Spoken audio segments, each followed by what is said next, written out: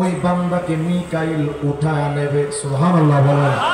মাইকাইল নিজের ডানার উপরে উঠায়া ফায়ুকিফুহু বাইনা ইয়াদাইল্লাহ, আল্লাহর সামনে ওই বান্দাকে দাঁড় করা দিবে, দিয়া বলবে ইয়া রব শাফিনি ফি, আল্লাহ তোমার এই বান্দাকে দেখেছি দুনিয়াতে পড়তো সুবহান রাব্বিয়াল আলা, কিন্তু মালিক রে আজকে কিয়ামতে দেখলাম তোমার বান্দাটা বড্ড অসহায়।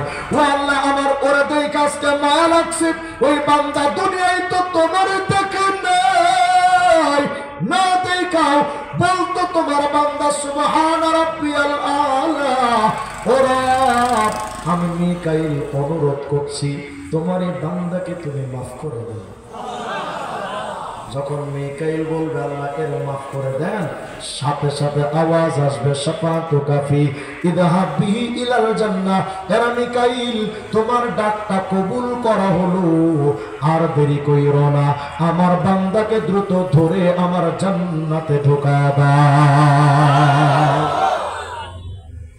একবার সুবহান রাব্বিয়াল আলা বললে যদি এত ফায়দা, আমি আপনাদের কাছে একটা ওয়াদা চাই, যেই তাসবিহটা পড়লে সুবহান রাব্বিয়াল আলা পড়লে আরশ কুরসি পৃথিবীর পাহাড়ের চাইতে ভারী নেকি, আল্লাহর ক্ষমার সিদ্ধান্ত, কিয়ামত ও জান্নাতের সার্টিফিকেট।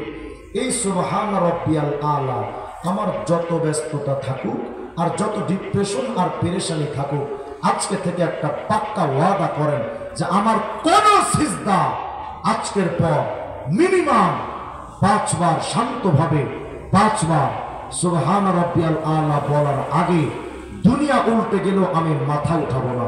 এমন পাক্কা ওয়াদা দিতে পারেন কে? হাত তুলুন। পাক্কা ওয়াদা, হাত নামান, পাইকার নিয়ত করে না, পাক্কা ওয়াদা যে আমার কোন সিজদা অন্তত 5 বারের আগে আমি মাথা উঠাবো না। সিজদায় যে তাসবিহ পড়বেন কার? আল্লাহ। নাকি কোনো বাবার, মাজার, দরবার? ভঙ্গরা এখন সিজদা দেয় পীরের, মাজারে, দরবারে। এমন কাফের বেঈমান মুশরিক মুরিদ আছে না? না, মুরিদ হইয়া যাও গা তুমি কামেল পীরের হাতে, নামাজ আদায় করো যায়া একলা এক জায়গাতে। নাই মনে হয় আপনাদের মিরপুরে কি আউল বাউলরা আসে না? কি সুন্দর গায়, মুরিদ হইয়া যাও গা তুমি কামেল পীরের হাতে, নামাজ আদায় করো যায়া একলা এক জায়গাতে। এটা নাকি মারেফতি নামাজ। নামাজ একলা এক জায়গায় নাকি জামাতের সাথে? আর এরা নামাজ বানাইছে একা একা পড়তে হবে। আর আমাদের শরীয়তে নামাজ তো রুকু আগে সেজদা পড়ে, আর এরা কয় রুকুর আগে সেজদা দিয়া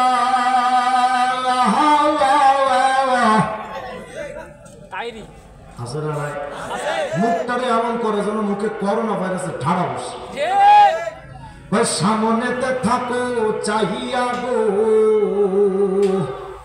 তোমার মুর্শিদ আছে আপন হালে, আসানে সুরাতে তার, আর কাবাতে থাকে পরোয়ার। টুনটুনা টুনটুন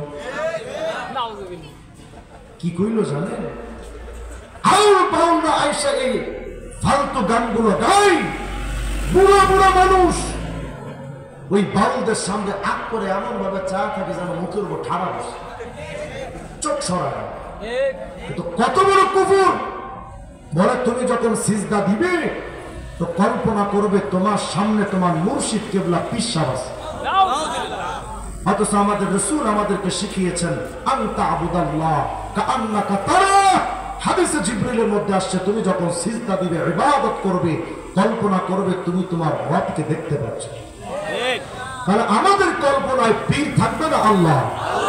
এরা নিজেরা বানাইছে পীর, পীরের পায়ে সিজদা দেয় আর জিকির আজকার করে বাবা। হেকেল্লাশা, ফাইল্লাশা, সিল্লাশা। ওরে আমাদের তাহির আঙ্কেলদের তো বাপের অভাব নেই, সারাদিন তো শুধু বাবা আর বাবা। মাঝে মধ্যে দেখি এরা কিসের জিকির যে করে এরা নিজেরাও জানে না।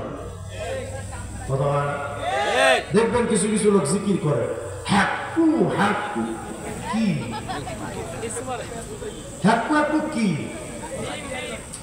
কয়েকদিন পরে দেখলাম জিকিরের নতুন আবার একটা আবিষ্কার বাইরেছে, হিম হে হিম হে।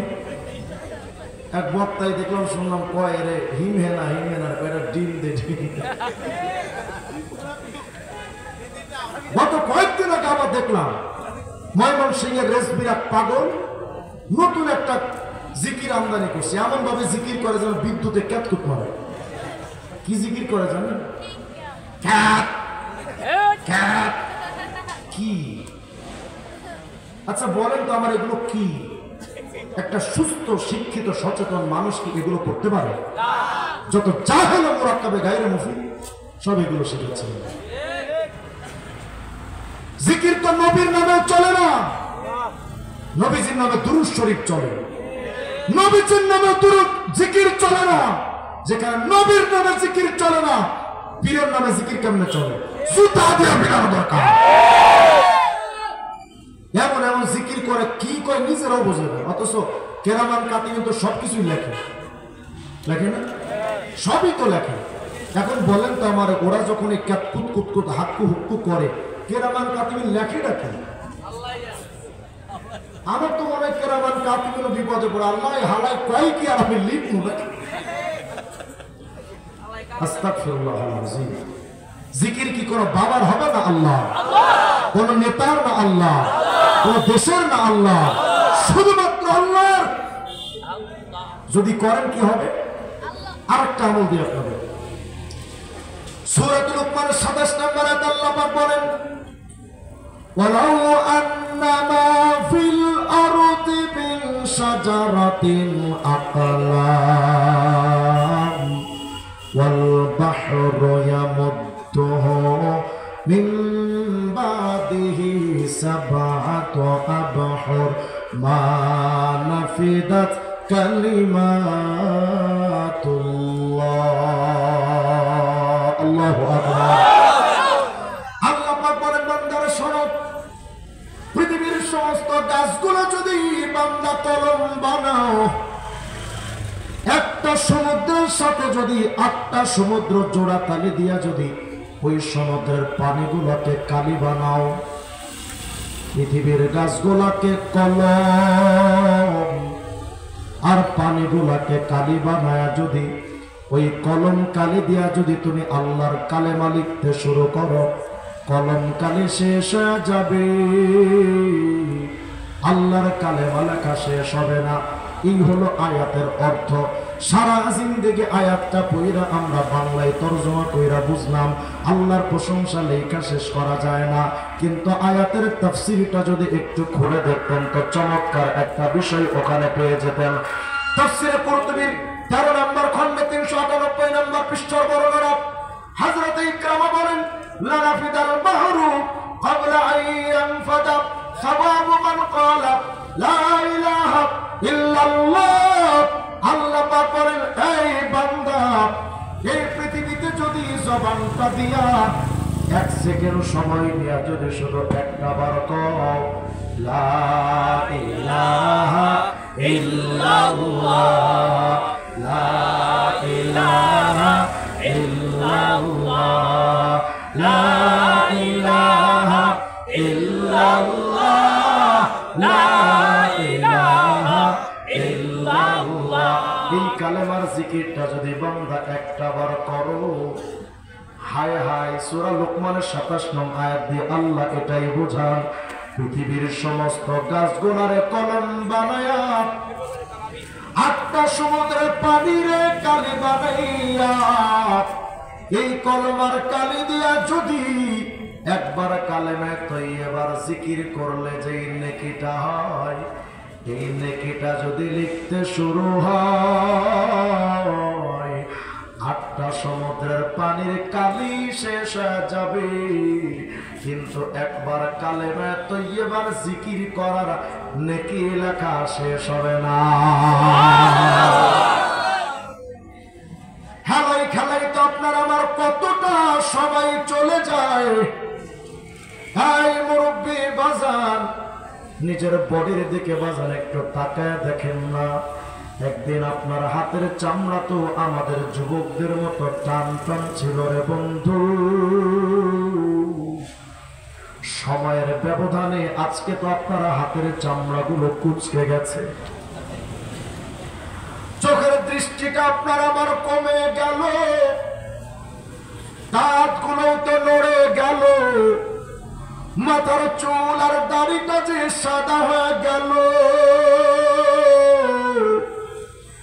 আজ পর্যন্ত তো মালিকের ডাইকা মালিকের আপন হওয়ার ফিকিরটা আপনার আমার আইল না, অথচ মুরব্বী এই মুখের দাড়িটা যে সাদা, এটা তো দুনিয়ার কোন রঙিন কালার না। আপনার এই দাড়ির সাদা কালার আর কাফনের কালারের মধ্যে তো কোনো তফাৎ নাই।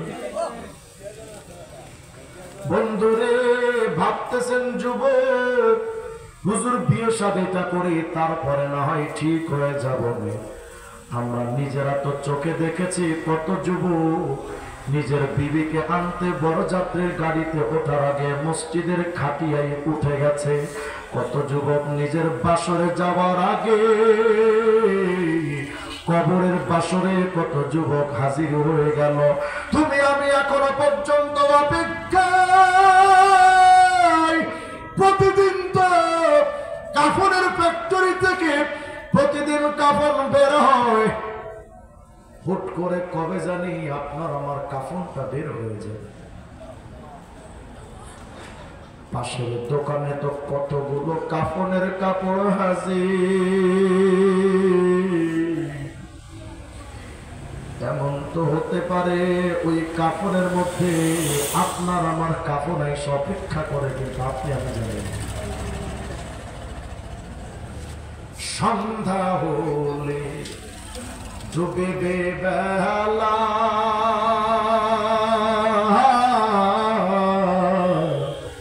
এক পলকে ভাঙ্গা যাবে তোমার রঙের মেলা। সন্ধ্যা হলে ডুবে বেলা, এক নিমিষে ভাঙ্গা যাবে তোমার রঙের মেলা। তুমি কারে দিবা জোরে থামো, কারে দিবা জোরে থামো, কার মাথায় ভাঙবা লাঠি। ওই যে দেখো ডাকিতেছে তোমায় কবরের মাটি। ওই যে দেখো ডাকিতেছে তোমায় কবরের মাটি। একটা দিন আপনার আমার জিন্দেগি থেকে চলে যায়, একটা দিন আপনি আমি কবরের কাছাকাছি হয়ে যাই। এর দুনিয়ার যুবক, আগামীকাল দুপুরে যদি মারা যাও, আসরের আগে আপনার আমার গোসলটা শেষ হয়ে যাবে। মানুষে আপনার আমার ডান পাশে বড়ই পাতার গরম পানি ঢালবে, বাম পাশেও পানি ঢাইলা গোসল। আপনাকে আমাকে এপার ওপার গোসল কইরা নতুন গামছা দিয়া মুছে সাফ করে আপনারা আবার নাকে কানে তুলা দিয়া ভয়ঙ্কর একটা লাশ বানা রাখবে। মানুষ আপনার আমার কাপড়ের পর্দা ঘোমটা খুলে খুলে আখিরি নজর আপনার আমার দেখা নেবে।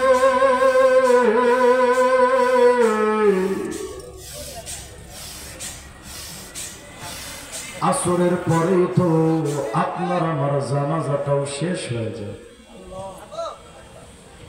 সন্ধ্যার আগে আপনার আমার ভয়ঙ্কর কবরে দাফন।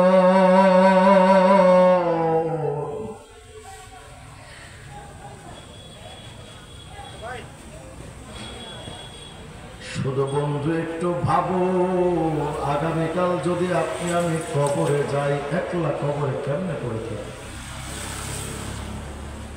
কেমনে পড়ে থাকি? এখানে তো অনেক বাবা এমনও বসে আছেন নিজের সন্তানকে নিজের হাতে কবরে গেছে, আছে না? যদি না থাকে তো বাস আমার দিকে তাকান, আমি এমন এক হতভাগা বলব। আমি নিজে আমার বাচ্চার কাপড় নিজের হাতে কিনেছি। আমি আমার বাচ্চার লাশ সামনে আমি ইমামতি করে আমি নামাজ পড়িয়েছি আমার বাচ্চা। এই তো হায়াত। আমি কাপড় বাচ্চার কাপড়টা হাতে নিয়ে আল্লাহকে বলতেছিলাম, আল্লাহ আমার বাচ্চার কাপড় আপনি কবে বানালেন? আর এই দোকানেও আপনি রেখে দিলেন, আমি তো জানতাম না। এমন একটা দিন তো আসবে যে আমার কাফন হাজির হয়ে যাবে, কিন্তু আমি জানি না। ভাইরা, আমাদের আলেমদেরকে যখন সরকার রিমান্ডে নিল, আমিও 3 দিন রিমান্ডে ছিলাম। রিমান্ডের দ্বিতীয় দিন ঢাকা মিন্টো রোডে ডিবি কার্যালয়ে যে হারুনের ভাতের হোটেল যেটা করে ওখানে নিয়ে গেছে। দ্বিতীয় দিন আমাকে দেখতে গেছে আমার পরিবার। আমাদেরকে দেখা সাক্ষাতের জন্য 1 ঘন্টা সুযোগ দিয়েছে। তো 1 ঘন্টা যখন শেষ হয়ে গেছে, আমার ছোট বাচ্চাটা আমার কাছে গিয়ে বলতেছে, আব্বু দোয়া করেন, চলে যাচ্ছে। বলেন তো সময় কেমন লাগে? আমি যাবো এখন জেলে আর আমার বাচ্চারা যাবে বাড়ি। আমি অন্যদিকে ফিরে চোখের থেকে তো টপ করে পানি পড়তেছি, কিন্তু চোখের পানি তো বাচ্চাকে দেখা যায় না, ছোট মানুষ। আমি অন্যদিকে ফিরে কাঁদতেছি। তোরা বুঝতে পারছে যে আব্বু মন খারাপ। ওরা যখন চলে আসতেছিল,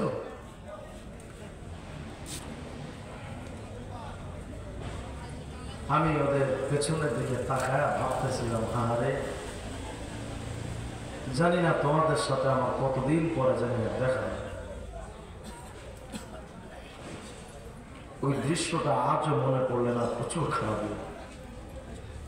কিন্তু মাঝে মধ্যে ভাবি, দুনিয়ার সামান্য কিছুদিনের এই দূরত্ব, এই বিচ্ছেদ যদি আমাকে এতটা কষ্ট দেয়, যুবক ভাই, মুরব্বী বাজান, আগামীকাল যদি আমি মারা যাই, সন্ধ্যার আগে পরে আমাকে গহীন কবরে নিয়া সবাই আমাকে কবরে ফালায় একে একে সবাই চলে আসবে, আর জীবনে দেখা হবে।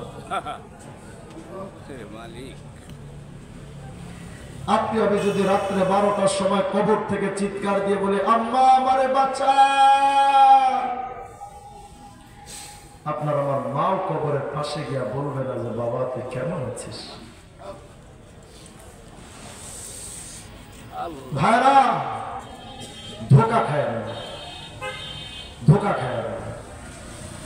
আমি যে কবরের দিকে রওনা হলাম, মাঝে একদিন আমি আমাদের কবরস্থানে গেছি। কবরস্থানে যায় আমার বাচ্চা শোয়া, আমার এক ভাতিজা শোয়া, আমার দাদা দাদি শোয়া। তো কবরের দিকে তাকায় ভাবতেছিলাম, আরে আজকে আমার প্রয়োজনে মানুষ কত আমাকে ফোন করে। আগামীকালকে যদি আমি মারা যাই, আমার মোবাইলের একটা ফোন আসবে, আমাকে ওই ঢাকা থেকে নাই যশোরে আমাকে আমার গভীর কবরে আমাকে ফালা সবাই চলে যাবে, আর কারোর সাথে জীবনে দেখা হবে না। ভাইরা, মাঝে মধ্যে একটু কবরস্থানে যায় তো, রাত্রবেলা নিঝুম অন্ধকার বাঁশবাগানে একা একা কত কাল ধরে কত লাশ পড়ে আছে, দেখার মতো কেউ। মুরব্বী, যুবক ভাই, আগামীকাল যদি আমি কবরে চলে যাই, ঠিক একদিন আপনাকে আমাকে মানুষ সবাই ভুলে যাবে। আর মনে রাখবে, তাহলে আজকে থেকে চলেন না আমরা একটু মৃত্যুর প্রস্তুতি নিই, একটু সিজদার মধ্যে সময়টা বাড়ায়, মালিকের সাথে একটু গভীর রাত্রে উঠে প্রাণ খুলে একটু সিজদা দিয়ে মালিকের সাথে একটু প্রেম করি। চলেন না আল্লাহর সাথে একটু সম্পর্ক গড়ে নেই। ওই মালিক ছাড়া কবরে আপনাকে সুবিধা দেওয়ার মতো আর কোনো ব্যবস্থা নেই, কিছুই থাকবে না। গত শবে বরাতে মালাকুল মউতের কাছে আল্লাহ পাক একটা কাগজ দিয়েছিলেন, একটা লিস্ট। প্রতি বছরই আল্লাহ পাক দেন, হাদিসের মধ্যে আসে একটা কাগজ আল্লাহ পাক আজরাইলের হাতে ধরে দেন। ওই কাগজের মধ্যে আগামী 1 বছর কারা কারা মারা যাবে তাদের নামের লিস্ট। এমন যদি হয় যে আপনার আমার নামটা ওই কাগজের লিস্টিতে আছে, তাহলে নিশ্চিত মনে রাখেন আপনি আমি 1 মাস বাকি আছে, এরপরে কবরে চলে যাবে। কত মানুষ তো রাত্রেবেলা ঘুমায় আর ঘুম থেকে ওঠে না। কত মানুষ ঘরের থেকে সুস্থ বের হয় আর জীবিকা ফেরে যায়। আজকে থেকে একটু ফিরি, আজকে থেকে একটু আমরা কবরের ফিকির করা যাবে তো ইনশাআল্লাহ। বেশি আমল দেই নেই তো, 2টা আমল দিয়েছে। সিজদায় সুবহান রাব্বিয়াল আলার একটু টাইমটা বাড়াবেন, বেশি বেশি সুবহান রাব্বিয়াল আলা বেজোড় সংখ্যায় যত বেশি পারা যায় পড়বেন। আর চলতে ফিরতে, দোকানদারি, খেত খামার কাজ, চাকরিতে সবসময় এই জবান দিয়ে কালেমার জিকির, লা ইলাহা ইল্লাল্লাহ, লা ইলাহা ইল্লাল্লাহ, লা ইলাহা ইল্লাল্লাহ যাবে তো পড়া ইনশাআল্লাহ। এতদিন গান গাইতেন, আজকে থেকে গানটাকে সরায় কালেমার জিকির চালু করবেন, এতটুকুই পার্থক্য। পারবো তো ইনশাআল্লাহ। আল্লাহ পাক আমাদের আমার ভাইদেরকে কবুল করেন, বলেন আমিন। এই মাহফিলটা আজকে আপনারা এসে আপনাদের লস হলো না লাভ? যদি লাভ হয়, প্রত্যেকটা বছর এই মাহফিলটা হোক, আপনারা চান না? আগে তো আমরা মন ভরে মাহফিল করতে পারি না, মাহফিলের অনুমোদন দেওয়া হয় নাই, এমন রাস্তা ব্লক করে মাহফিল করাটা কল্পনাও করা যেত না। আলহামদুলিল্লাহ, আল্লাহ পাক এখন তো সেই সুযোগ করে দিয়েছে। এই মাহফিলটা প্রত্যেক বছর হোক, এটা তো আপনারা চান নাকি বলেন? কিন্তু এই মাহফিলটা চালু রাখার জন্য আয়োজক কমিটিদেরকে তো একটু উদ্বুদ্ধ করা দরকার, উৎসাহ দেওয়া দরকার আছে না? এখন যদি ওরা এই বছর মাহফিল করে যদি এমন হয় যে তারা ঋণগ্রস্ত হয়ে গেছে,